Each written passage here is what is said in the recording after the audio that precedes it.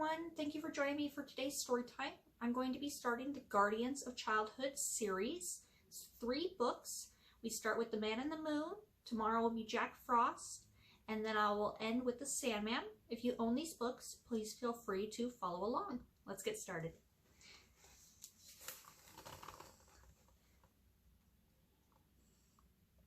Of course you know the Guardians of Childhood. You've known them since before you can remember, and you'll know them till your memories are like twilight.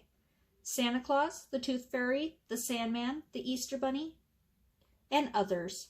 But the very first one was the Man in the Moon. Once upon a time ago, the Man in the Moon began his journey. It was during the Golden Age, a glorious time of hope and happiness and dreams that could come true.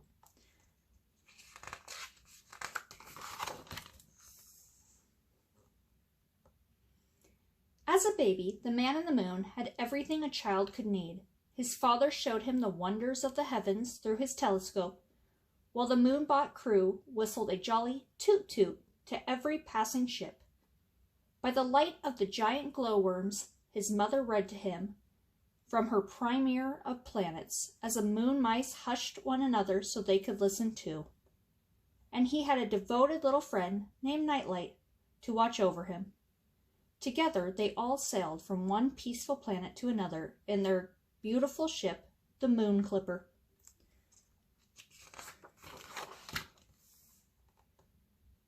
At night, the Moon Clipper was designed to turn into a moon, so Nightlight called the baby the Little Man in the Moon, or Mim for short.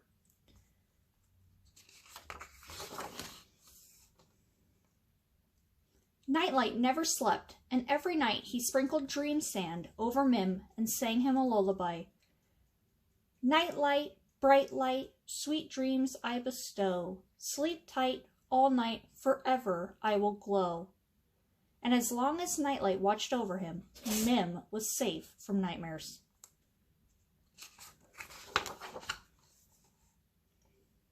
But darkness came to the Golden Age. It came in the shifting shape of Pitch, the king of nightmares.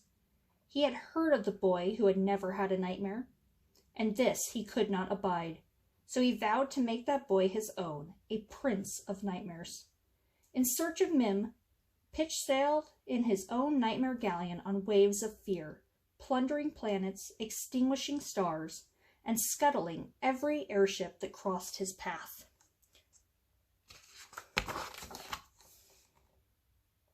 Mim's parents knew of the perfect place to hide, an uncharted little green and blue planet in a distant galaxy. It was called Earth, and it had no moon. The Moon Clipper glided in deepest silence, speeding away from Pitch's darkness. Suddenly, out of the gloom, the nightmare galleon appeared, so close Mim could see Pitch standing on the bow. "Toot toot?" asked the baby. "Where is that oh-so innocent child who has never had a nightmare?" Pitch demanded, glaring straight at Mim. Then he signaled the attack.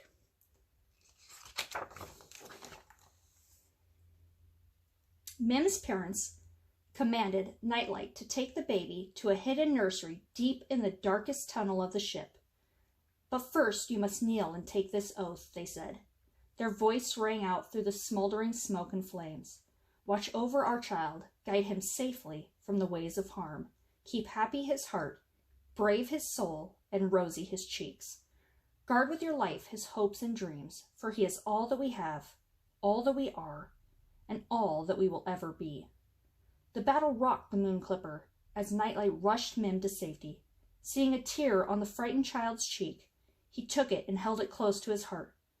Fiercely he repeated his oath. Then he felt a searing pain. When he opened his hand, the tear had changed into a brilliant diamond, sharp as a dagger. "Remember me in dreams," he whispered to Mim as he flickered away to face Pitch.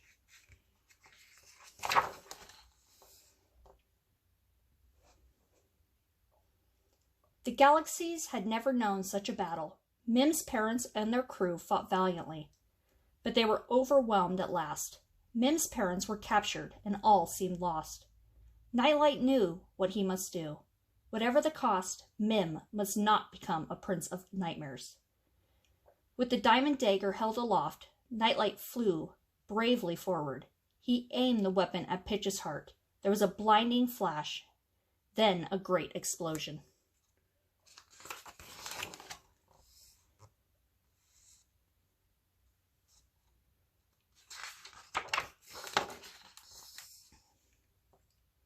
When all was still, Mim crawled up to the surface. "Toot toot," he whispered. His parents didn't answer. He looked around him. Pitch and his galleon had vanished. The beautiful hull of the Moon Clipper had been blasted away. It was now just a moon, and would never sail again. "Toot," he called once more, and listened. Again, no answer came. Finally, he looked up at the sky. He saw a group of new stars shimmering above him. He stared at them until he was sure. His mother and father were there, far away, but still there.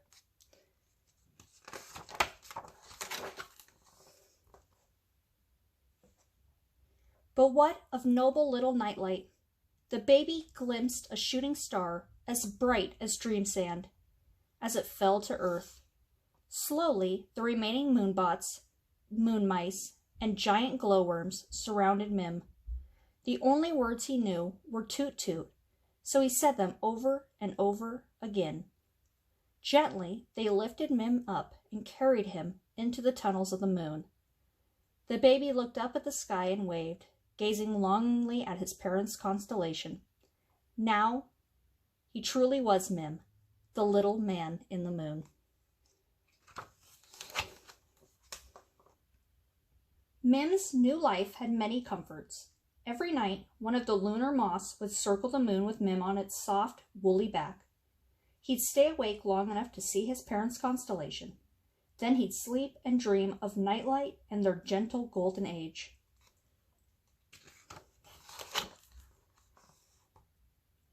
As time passed, the moon became a planet-sized playground for the boy. There was so little gravity that with one hop he could bounce over the tallest mountain. After a long day of adventuring, dinners were always a treat.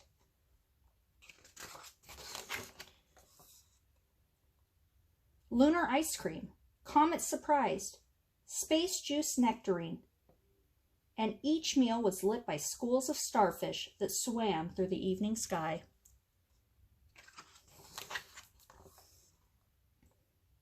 As young Mim wandered through the moon's tunnels, he discovered the primer his mother used to read to him. In the book was something he had completely forgotten, the little green and blue planet. He ran to his father's telescope.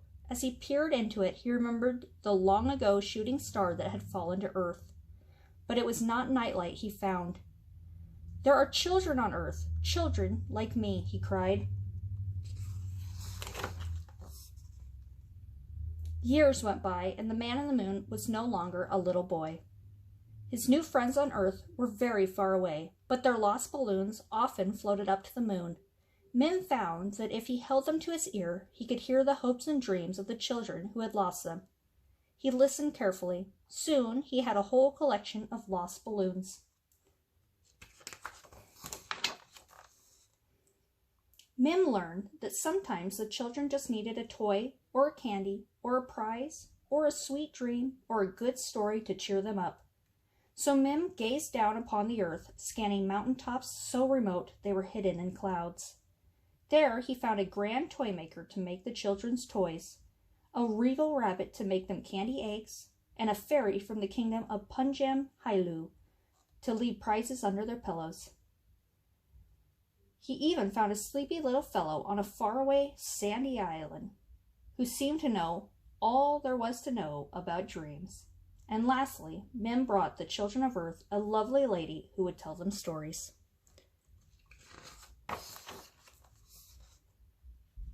But for all the joy Mim brought to Earth, there was one thing he had not been able to change. The children were still afraid of the dark. Although Pitch and his nightmare men were nowhere to be seen, Mim knew that the children still had nightmares, and after all this time he had never had one himself. Mim thought he would know everything when he grew up, but of course he did not. This growing up is a tricky business, he said to himself. Every day he listened to the lost balloons and watched the children through his telescope and wondered how they could help him.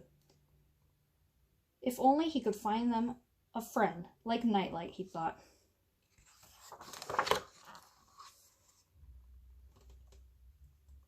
And so, deep in thought and remembering his friend, Mim kicked a rock, and then another, revealing a pile of very bright sand. He stopped and stared. It reminded him of the dream sand that Nightlight had sprinkled over him when he was a baby. Mim laughed to himself and went on kicking rocks. He had an idea. Soon the moonbots, the moon mice, were kicking rocks too. When the moon mice were so tired that they could hardly hold up their tails, and the moonbots were so creaky that they could barely move, Mim called upon the toy maker and the rabbit, the fairy and the others from Earth to fly up and lend a hand. And then finally, when everyone was too tired even to complain, the man in the moon smiled and summoned the lunar moss.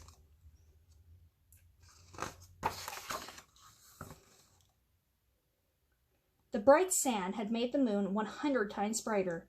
Now the children of Earth will see the moon's smiling face and know they have a nightlight to guard over them, said Mim, and for a moment the distant stars of his mother and father sparkled more brightly than ever before. Mim began to sing. It was an old song, a beloved song, and they all joined in. Nightlight, bright light, sweet dreams I bestow, sleep tight all night, forever I will glow. The man in the moon knew then that he could be a guardian of the children of Earth, just as Nightlight had been his guardian long ago. But he would need help. And so he gathered everyone together. Now, my friends, he said, kneel and take this oath. It was much like the one Nightlight had taken long ago, and now it would be their own. We will watch over the children of Earth, guide them safely from the ways of harm, keep happy their hearts, brave their souls, and rosy their cheeks.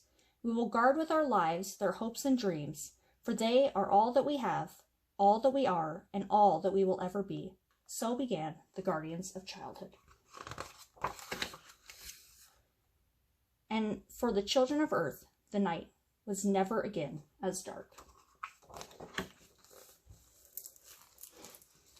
Thank you all for watching today's story time, and tune in for tomorrow's Jack Frost.